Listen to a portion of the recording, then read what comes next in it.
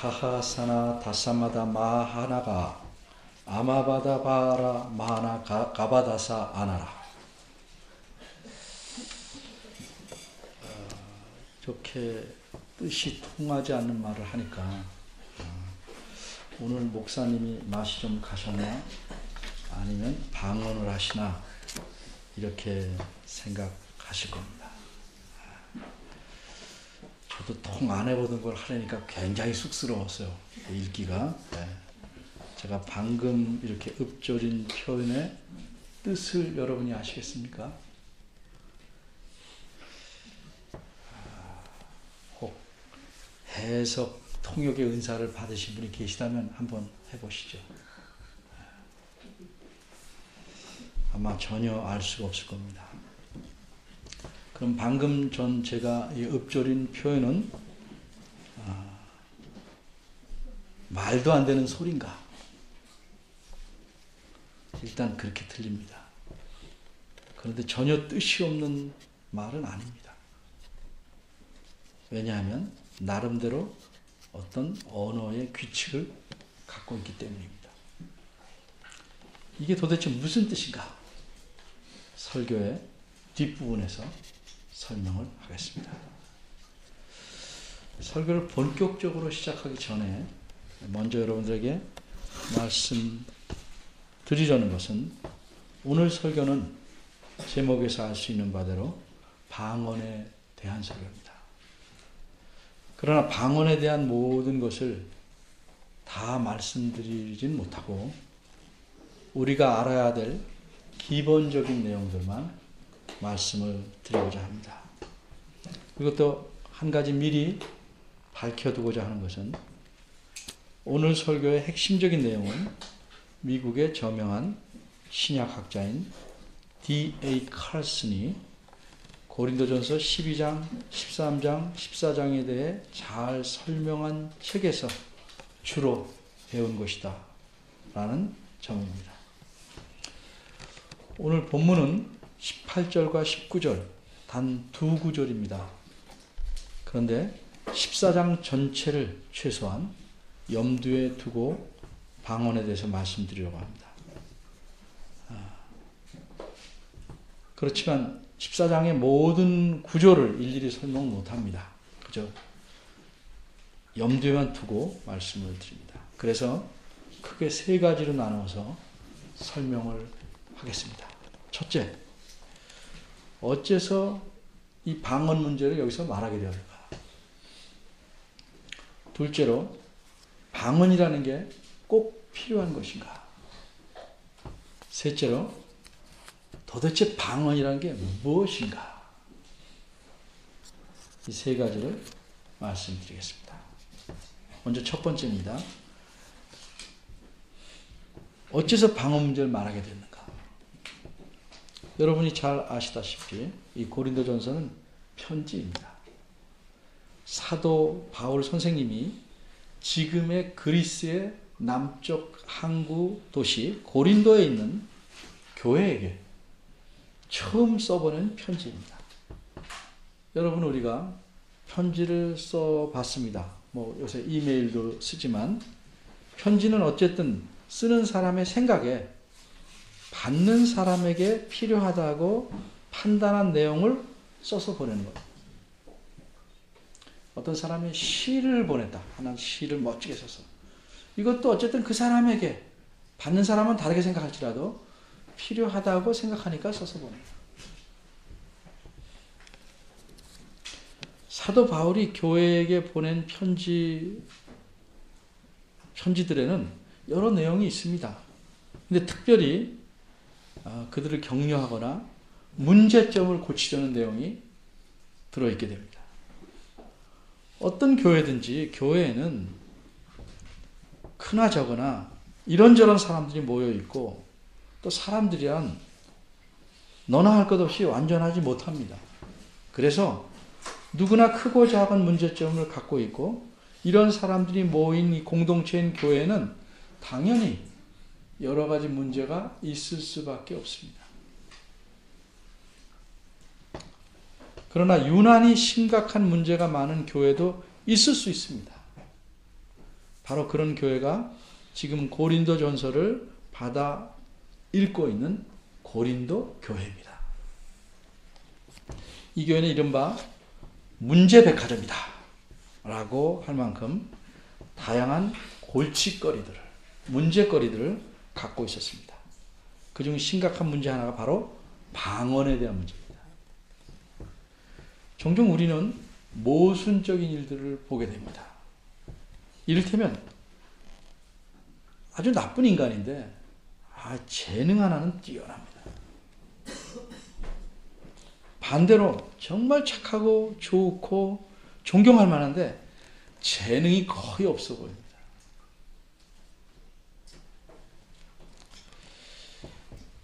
이렇게 문제가 많은 고린도 교회는 좀 아무것도 없어야 되지 않을까? 그런데 더 이상하게 다른 교회들보다도 은사, 특별히 눈에 띄는 은사를 가진 사람들이 많았다는 점입니다. 특별히 방언을 할 줄 아는 사람들이 교회에서 문제를 일으켰습니다. 어떤 문제인가?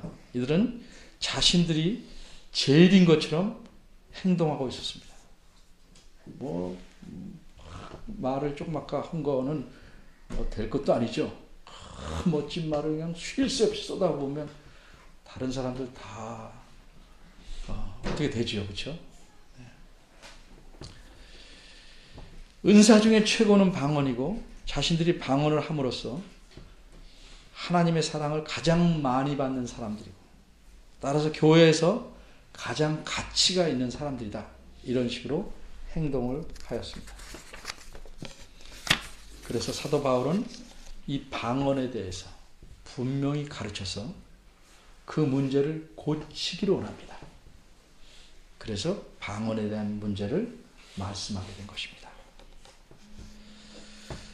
그런데 사도 바울 선생님이 이 방언을 한다고 으쓱대는 사람들을 어떻게 생각한 줄 아십니까?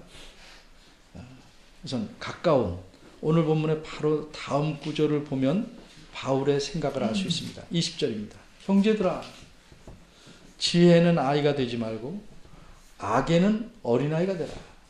지혜는 장성한 사람이더라. 이 말씀이 무슨 뜻입니까? 말씀을 부드럽게 하고 있는데 이 말씀의 뜻은 정말 쓰린 겁니다. 너희는 지혜롭지 못하다. 너희는 지혜로 말하자면 어린아이와 같다. 성숙한 사람이 아니다. 왜 그렇습니까? 사도 바울이 고린도서 12장 14에서 10절까지 들은 예를 좀 이렇게 응용해서 제가 말씀드립니다. 만일 손이 발에게 내가 몸 중에서 제일 중요하다 이렇게 말하면, 중요하지만 제일 중요하다고 말하면 그 옳은 것은 아니죠. 손은 손에 할 일이 있는 것이고 발은 발에 할 일이 있는 것이니까 서로 머리의 뜻대로 잘 순종해서 맞추어서 일을 해야 하는 것이 옳죠. 방언이란 하나님께서 주신 은사입니다. 은사라는 것은 내가 잘해서 받는 것이거나 내가 무슨 공을 쌓아서 얻는 것이 아닌 선물이라는 뜻입니다. 은혜의 선물. 하나님께서 자신이 판단하기에 필요에 따라 사람들에게 알맞게 나눠주신, 은혜로 주신 선물이라는 의미입니다. 그러기에 그런 은사를 받은 자들은 자랑할 것이 없습니다. 감사할 것은 많지만 자랑할 건 없습니다. 그리고 다른 은사를 가진 분들을 얕볼 것도 아닙니다.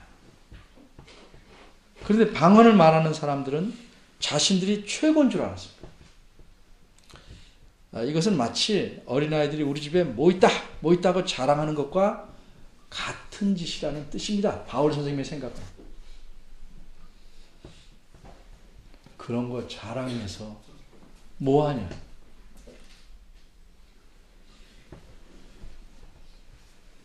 그런 거는 어린아이나 하는 것이다 하는 뜻입니다. 그래서 사도 바울은 방언에 대해서 바르게 가르치려고 하는 것입니다. 조금 넓혀보면 고린도전서 12장, 13장, 14장 이 세 장은 은사들에 대해서 말씀하고 있는 부분입니다. 12장에는 은사 전체에 대해서 목록은 다 말하지 않지만 은사 전반에 대해서 말씀했습니다. 그리고는 여러분이 잘 아는 대로 고린도전서 13장은 사랑장입니다. 갑자기 사랑에 대해서 말씀합니다. 왜 갑자기 은사를 말하다가 사랑에 대해서 중간에 말하는가? 한마디로 말씀드리면 그 은사를 사용하는 사람들의 마음의 자세나 태도가 어떠해야지 하는가를 말하는 것입니다. 그렇게 사랑이 없는 아무리 뛰어난 은사를 할지라도 사랑으로 나타나는 은사가 아니라면 교회 전체에 유익이 되지 않는다는 사실을 말씀하려는 겁니다. 활목할 만한 은사라도 그 교회 전체에 유익이 되려면 사랑으로 그것들을 사용해야 된다는 걸 말씀하고 있는 것입니다. 이렇게 말씀한 다음에 다시 14장은요. 그 전체가 1절에서 40절까지 방언에 대해서 말합니다. 그런데 방언만 떼뚝 하나 말하는 게 아니고 예언과 함께 말하고 있습니다. 이런 사실에 비춰볼 때 은사가 수없이 많은데 한 장 전체를 방언에 할애할 만큼 말씀하고 있는 것은 이 방언 문제가 이 교회에서 특별히 심각하였고 골칫거리였다 하는 사실을 말씀하는 겁니다. 그러면 방언만 떼뚝 말하지 않고 예언과 함께 비교해서 말하는가? 거기에 대해서 예를 들어 잠시 설명합니다. 어떤 아이가 자신이 이 피아노로 찬송가를 사부로 잘 칩니다. 아주 능숙하진 않지만 들을만 합니다. 대견한 일이지요. 그런데 이 아이가 자기가 그렇게 피아노를 친다고 자기가 제일 친다고 자랑하며 으쓱대고 다닙니다. 부모로서는 그런 모습을 보면 좀 걱정스럽습니다. 그래서 어떻게 이 아이가 상처를 입지 않고 그 생각을 바로 할 수 있을까? 어떻게 바로 잡아주는 게 건설적이고 효과적일까를 생각합니다. 어떻게 하는 게 좋겠습니까? 여러 방법이 있겠습니다만 정말 피아노를 잘 치는 분이 와서 자연스럽게 이 아이 앞에서 한 곡을 연주하게 해보는 것이 좋은 방법일 수 있습니다. 그럼 어떻게 됩니까? 정말 잘 친다. 내가 제일이 아니구나를 알게 되죠. 이처럼 방언을 예언과 비교해서 말씀하는 이유는 바로 그런 목적 때문입니다. 예언과 비교할 때 방언이라는 건 어떤 것인가를 말씀하고 있는 겁니다.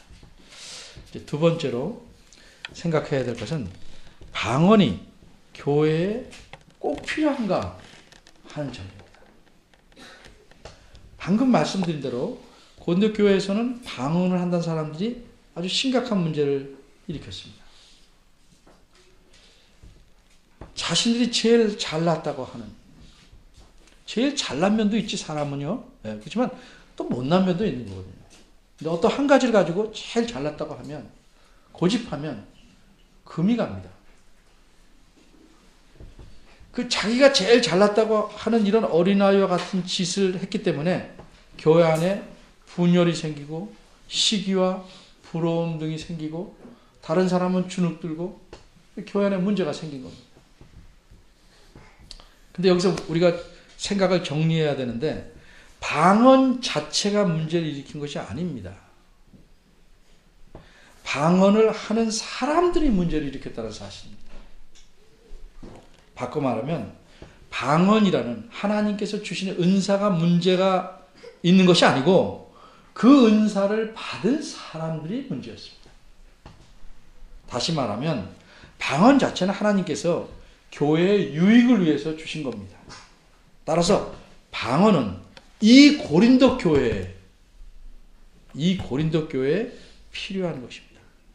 우리가 종종 성경 말씀을 오해하는 것은 그 말씀이 처음에 누구에게 하신 말씀인 줄 모르고 무조건 자기한테 갖다 넣기 때문에 그렇습니다.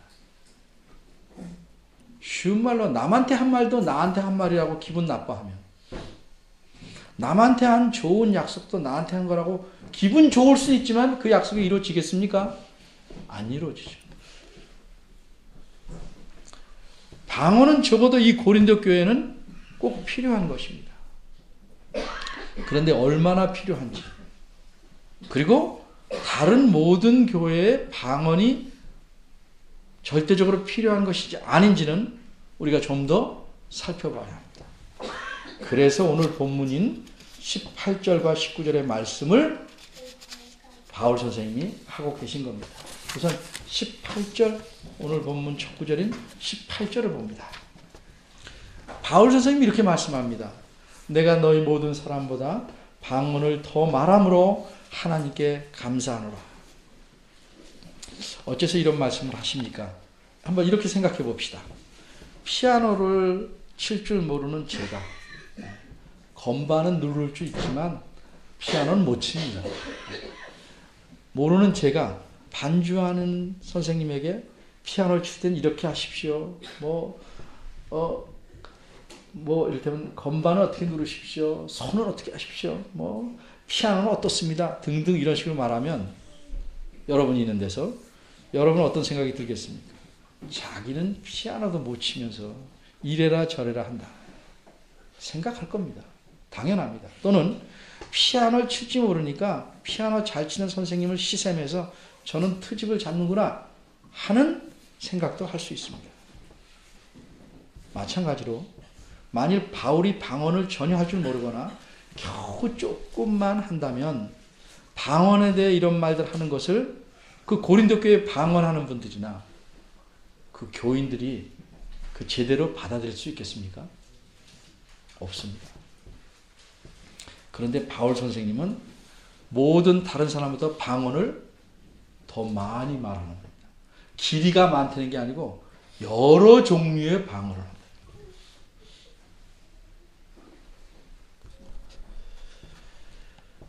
우리가 종종 그런 게 있잖아요. 저분 영어 잘해. 이분은 5개국어래 술술. 그러면 벌써 비교가 싹 되죠. 그런데 이렇게 방언을 더 말한다고 말하는 것은 바울 선생님이 자랑하려는 것이 아니고 자기가 방언에 대한 가르친 말이 받아들여질 수 있도록 말한 겁니다. 권위가 있으니까, 신뢰성이 있으니까. 그래서 그는 하나님께 감사한다고 말합니다. 방언은 사람이 훈련하거나 배워서 하는 것이 아닙니다. 하나님께서 은혜의 선물로 주신 것이기 때문에 자기가 그렇게 여러 방언을 할 수 있는 것은 그런 은사를 하나님께서 주신 거니까 하나님께 감사한다. 이렇게 말하게 된 겁니다. 금방 바울의 말에서 알 수 있듯이 누구보다도 방언을 더 많이 말합니다. 고린도 교회 교인들도 또 방언을 하는 사람들도 이 점을 인정합니다. 그들이 보기에 바울은 이른바 방언의 대가입니다. 자신들보다 방언의 은사를 더 크게 받은 분입니다. 따라서 그의 말을 아예 듣지 않으려고 작정한 사람이 아니라면 그가 방언에 대해 가르치는 말들을 무시할 수가 없습니다. 받아들일 수밖에 없습니다. 이렇게 방언에 대해 잘 아는 바울 선생님이 방언의 가치에 대해서 뭐라고 말씀합니까?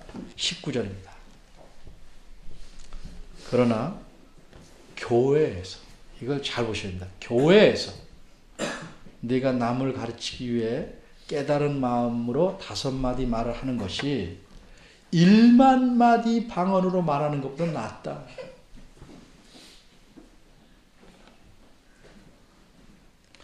우리말은 이렇게 됐지만 원어는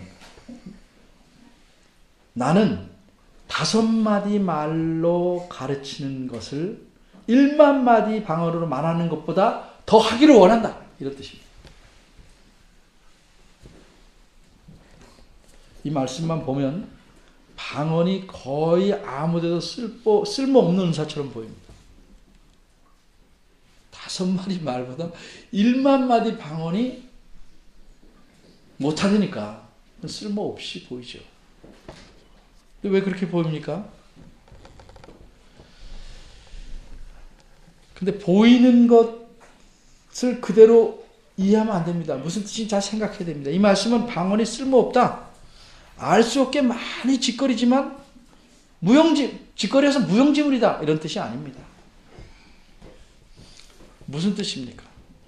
이 뜻을 알려면 이 은사에 대해서 말씀하는 12, 13, 14장 전체에 비추어서 이 말씀을 생각해 봐야 합니다. 우선 1만 마디라고 한 것은 수많은 것을 뜻하는 표현입니다. 그리고 5마디라는 건 거기와 대조되게 최소한의 말 이란 뜻입니다. 의사를 소통하려면 나는 너를 매우 많이 좋아한다. 이렇게만 해도 5마디입니다. 그죠? 먼저 예를 한번 들어봅니다. 두 팀을 나눠서 자전거를 타고 릴레이 시합을 하려고 합니다. 그래서 참여할 분을 모집합니다. 그러니까 어떤 분이 오셔서 자기도 거기에 참여하고 싶다 이렇게 말씀합니다. 근데 이분은 누구냐? 아주 훌륭한 인품을 갖추고 지식도 많아서 존경을 받는 또 알려진 분입니다. 근데 문제는 자전거 타는 실력이 아주 초보입니다. 그 경우에 이분은 자전거 릴레이 시합에는 쓸모가 없습니다. 그분의 인격 전체를 깎아내리는 것이 아니고 이 시합에는 쓸모가 없다는 말뿐입니다. 마찬가지입니다. 어째서 수없이 많은 방언이 쓸모가 없다고 하는 것인가? 방언 자체가 아무데도 쓸모가 없다는 것이 아니고 교인들이 예배하러 모인 또 성경 말씀을 배우러 모인 교회의 모임에서는 거기서는 방언이 쓸데없다는 겁니다. 왜 그렇습니까? 방언을 듣고 다른 사람이 알아들을 수 없기 때문에 쓸모가 없다는 겁니다. 예를 들어서 아주 유명한 아까 말한 칼슨 교수님이 오셔서 저명한 신약학자니까 영어로 유창하게 말해요. 단어 하나 둘은 알아듣겠지만 전체적으로 가르치는 내용을 이해하기가 일반적으로 말해서 여러분 실력을 무시하는 게 아니고 일반적으로 말해서 알아듣기 힘들죠. 그분이 매일 와서 목회하신다고 해요. 교회 오시겠어요? 제가 하는 게 낫죠? 한국말로 하는 게 안 옵니다. 왜? 못 알아들으니까. 그러니까 그런 의미에서 알아들을 수 있게 한 문장을 말하는 것이 더 낫다. 이렇게 대조적으로 말씀하고 있는 것입니다. 그런데 우리가 조심할 것은 이 방언이 교회에서 무조건 쓸모가 없다는 뜻은 아닙니다. 어떤 조건이 해결되면, 갖춰지면 유익합니다. 그것이 뭡니까? 해석을 해주는 통역자가 있어야 한다는 겁니다. 통역자가 없을 경우에는 쓸모가 없다는 겁니다. 왜 그런가? 방언은 교회 개인에게 주셨지만 그 앞에 14장 2절에서 말씀한 것처럼 하나님과 그 방언은 하는 사람 간에 소통하기 위한 수단으로 주신 겁니다. 좀 쉽게 말하면 교회는 개인으로 구성되어 있잖아요. 그 교회의 구성인 개인이 그 개인의 유익을 위해서 주신 겁니다. 그런데 그 주고받는 내용을 교회에 전해서 교회 전체에게 유익이 되게 할 경우라면 통역자가 반드시 필요한 겁니다. 그런데 통역자도 뭐 외국어 대학원 다녀서 하는 건 아닙니다. 배워서 하는 거 아니고 통역하는 은사도 하나님께서 주시는 겁니다. 이렇듯 방언은 기본적으로는 해석해주는 통역자가 없으면 교회 모임에서는 필요 없는 것입니다. 그러기에 방언의 은사가 내가 있다. 이래서 교회에서 자랑할 것은 못 된다는 뜻입니다.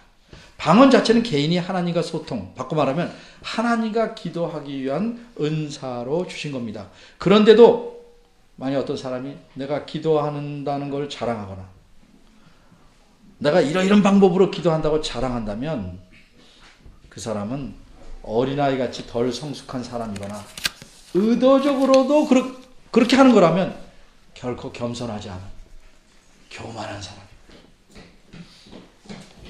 이제 세 번째로 생각할 것은 지금 방언에 대해 얘기했는데 도대체 방언이 뭐냐? 방언이 도대체 뭐냐? 오늘날 여러 사람들이 방언을 한다고 말합니다. 그 방언과 이 방언은 같은 거냐 다른 거예요. 이 방언이 경상도나 충청도, 전라도, 사투리를 말하는 거 아닌 줄 아시죠? 네. 조금 분위기를 부드럽게 하자고 말했는데 너무 심각하십니다. 네.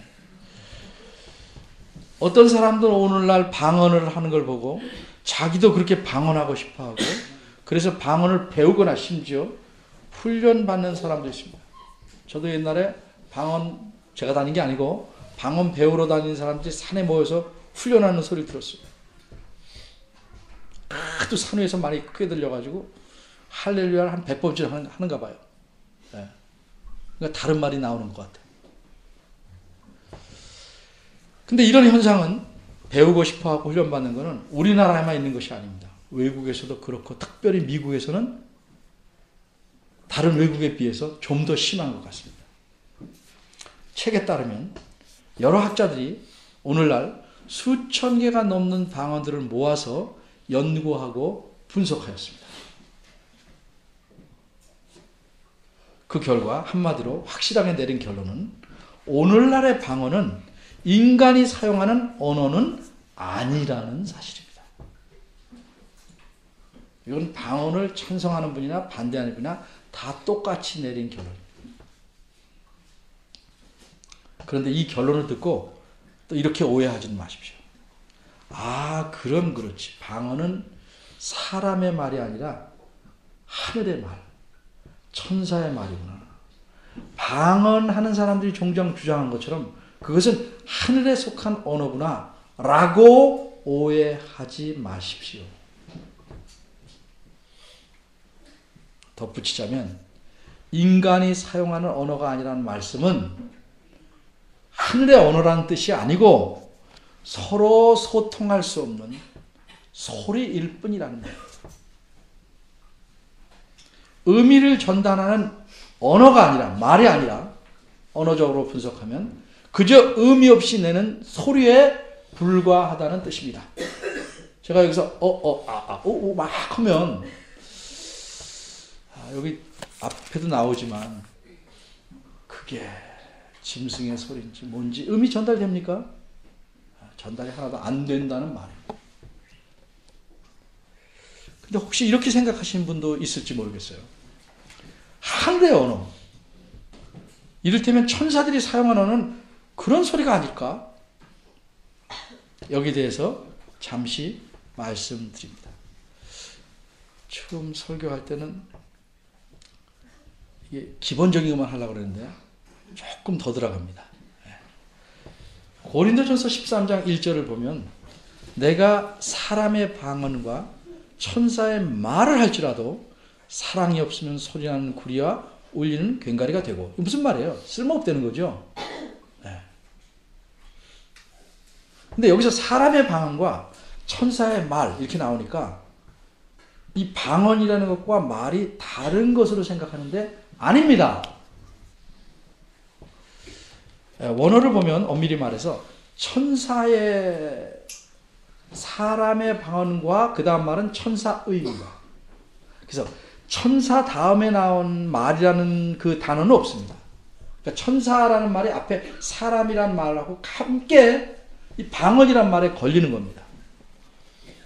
이 사람의 방언이라는 말에 둘 다 연결되는 거예요. 따라서 원어의 의미를 살려서 표현하자면 내가 사람의 방언과 천사의 방언을 할지라도.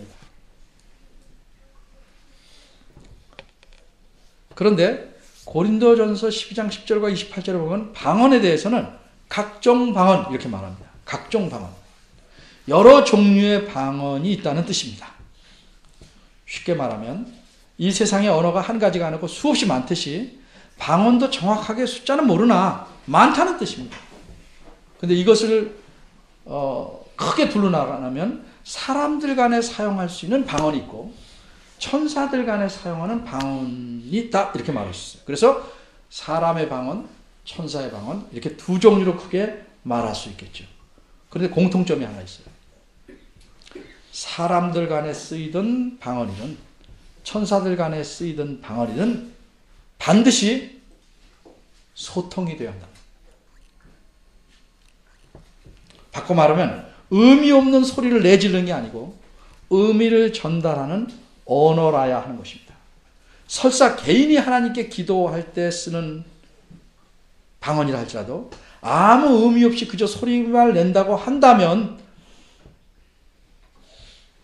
그게 우리가 은사 받지 않고 하는 기도와 뭐가 달라요? 우리 어떻게 기도합니까? 답답할 때 다 은사 안 받았다고 치고 방언의 은사를 너무 가슴 아프면 그렇게 해도 하나님은 우리 마음을 다 아시죠. 그렇죠? 답답할 때 기도 안 나올 수 있잖아요. 다 아시죠. 그저 소리만 계속 내도 의미 안 통해도 하나님 그 마음과 생각을 아실 수 있고 한숨만 쉬어도 다 알 수 있는데 왜 굳이 그걸 그럼 방언이라고 말하냐 이거죠.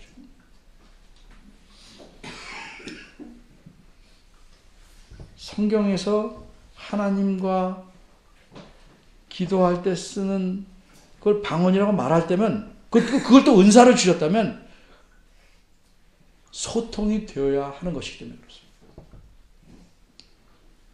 우린 기도는 일방적으로 하지 않습니까? 하나님 다 아시지만 일방적으로. 방언의 은사는 뭐예요? 일방적으로 하는 게 아니고 소통이 되는 겁니다. 그게 우리의 기도랑 다른 거죠.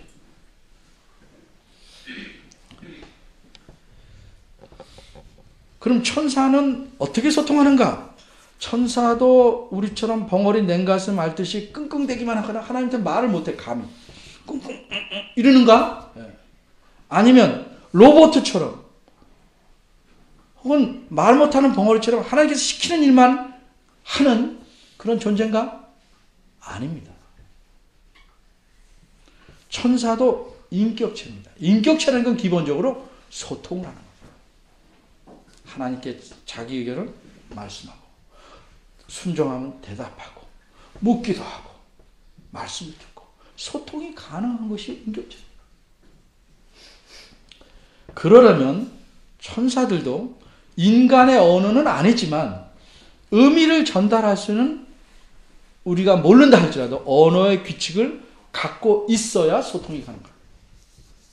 따라서 사람이든 천사이든 서로 소통하려면 최소한의 언어 규칙이 있어야 되는데 그게 어느 정도는 되어야 하는가. 제가 앞에서 설교 시작할 때 가사나 뭐 다바마다 마사나 이렇게 막 했죠. 네. 이것은 미국의 그 유명한 신약학자 칼슨이 성경에서 말하는 방언이라면 최소한 이 정도의 언어 규칙은 따라야 한다고 말한 규칙을 따라 제가 오늘 본문 19절의 뒷부분을 만들어 본 방언입니다. 실제로 존재하진 않겠죠. 우리가 컴퓨터를 잘하는 분들은 컴퓨터 언어라는 게 있죠. 우리가 알지 못하는 수로 쓰지만 소통이 되지 않습니까?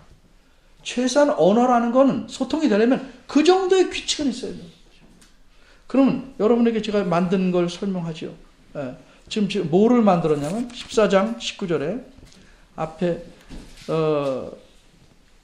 교회에서는을 집어넣었어요. 제가 교회에서는까지 교회에서는을 거기서 모음을 다 떼요. 그럼 뭐가 남아요? 기역, 히읗, 이응, 시옷, 니은이 남죠. 교회에서는니까 거기다가 아를 집어넣는 거예요. 아를 가하, 아사나. 그 다음에 5마디 말을 하는 것이 1만마디 방언으로 말하는 것보다 나으니라. 이것도 모음 다 띄고 아를 다 집어넣는 거예요. 아. 한번 보세요. 여기 19절. 다사마다 마아 하나가 그쵸? 뭐라 그러는데? 아마마다 바아아라 마하나 가바다 나아 나라. 그렇죠? 이 중에서 어떤 건 뭐 나라 이런 건 나라인가? 이렇게 생각은 할 수 있죠. 근데 이건 철저히 나름대로 규칙을 따른 겁니다. 최소한 이 정도는 돼야 소통이 되는 거기 때문에. 그리고 이 정도는 돼야 듣는 그 해석자가 해석을 할 수 있는 겁니다. 자, 그래서 결론으로 말씀드립니다. 오늘날 하는 방언은 성경, 여기 고린도전서 12, 13, 14장 혹은 사도행전 2장에서 말하는 성경에서 말하는 방언은 아닙니다. 왜? 소통이 되지 않기 때문입니다. 그러면 그런 거는 오늘날 존재하지 않는가? 하나님이 주신 은사이기 때문에 존재하지 않는다라고 말할 수는 없습니다. 하나님께서 그런 은사를 주실 수도 있습니다만 우리가 눈을 씻고 찾아왔을 경우에 아까 학자들 경우도 봤지만 건초더미에서 바늘 참는 것보다도 힘이 들 겁니다. 그러니까 거의 안 주시진 않지만 이론적으로 거의 없다고 보는 것이 옳습니다. 그럼 여기서 문제가 또 하나 생겨요. 그럼 오늘날 말하는 방언은 가짜인가? 그렇죠? 그 사람들 진짜하고 진짜 그래서 신앙에 도움이 되는 것 같은데 가짜는 뜻이 아닙니다. 그거는 성경에서 말하는 방언과는 다른 은사입니다. 그 사람들이 방언이라고 말을 붙이기 때문에 헷갈리게 된 겁니다. 뭐라고 붙여야 될지 모르지만 우리가 예배당을 자꾸 성전이라고 그러니까 헷갈리고 목사님을 자기만 제사장인 양 제사장이라고 그러니까 여러분은 제사장이 아닌 것처럼 헷갈리게 되는 거하고 같습니다. 오늘날의 방언은 전혀 성경의 방언과는 다른 겁니다. 그게 진짜일 경우에는 또 가짜도 많이 있습니다만 진짜일 경우에는 하나님이 주신 은사이기 때문에 배워서 되는 것 아니고 훈련마다 되는 것이 아닙니다. 역시 모든 은사가 그렇듯이 그것이 정말 교회에 유익이 되려면 그 말이 해석될 수 있어야 합니다. 그런데 오늘날 해석의 은사를 받은 사람도 가짜가 너무 많습니다. 어떤 은사든지 하나님께서 교회 전체의 유익을 위해 쓰도록 주셨습니다. 근데 큰 두 가지 원칙이 있습니다. 13장에서 말한 사랑으로 그런 은사를 써야 됩니다. 또 두 번째는 여기 지금 자주 그런 말이 나오는데 12장 대표적으로 12장 7절에 보면 각 사람에게 성령의 나타남을 주심은 유익하게 하려 합니다. 유익하게 하려 합니다. 이 말은 교회 전체를 유익하게 한다는 말입니다. 그런데 다시 14장 12절에 와서 유익하게 한다는 게 뭘까? 너희도 신령한 것을 사모하는 자인즉 교회의 덕 세우기를 위하여 구하라.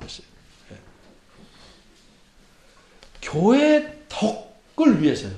이 말에 대해서 굉장히 오해를 많이 합니다. 교회의 덕이라는 게 뭔가? 어떤 사람이 뭘 잘못된 것을 겸손히 말하려고 하면 교회의 덕을 위해서 말하지 마시오. 그게 교회의 덕이 아닙니다. 우리말 성경에서 정말 불행하게도 잘못 번역했습니다.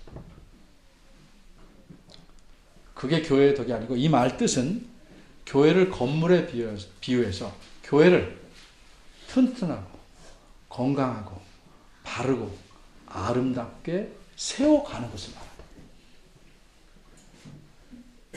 그러니까 때로는 듣기 싫어도 사랑의 마음으로 아픈 소리도 할 수 있어야 합니다.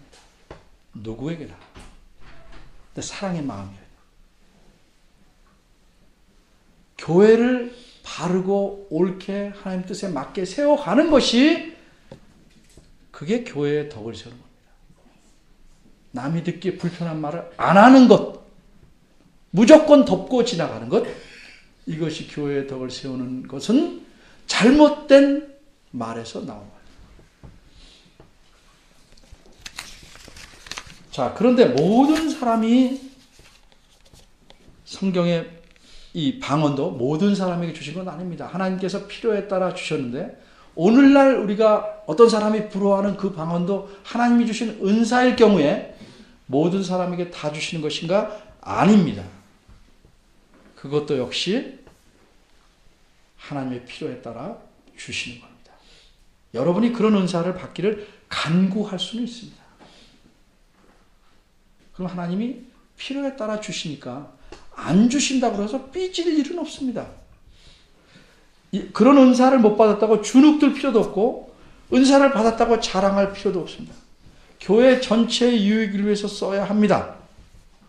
이것이 하나님께서 교회에게 모든 은사를 주신 중요한 목적입니다. 방언, 오늘날에 하는 방언은 성경이 말하는 방언과 다른 것입니다. 혹시 그런 은사를 받으신 분이 있으면 하나님의 뜻에 맞게 바르게 쓰시길 원합니다. 또 저처럼 못 받으신 분이 있으면 현재까지 그런 은사 받으신 분을 부러워하거나 주눅들 필요 없습니다. 우리는 무엇에 더욱 힘써야 되는가? 하나님 말씀을 잘 알고 깨달아서 하나님을 기쁘시게 하는 삶을 살아가도록 힘써야 하는 것이 옳습니다. 은사라는 건 현란한 것만 있는 게 아니고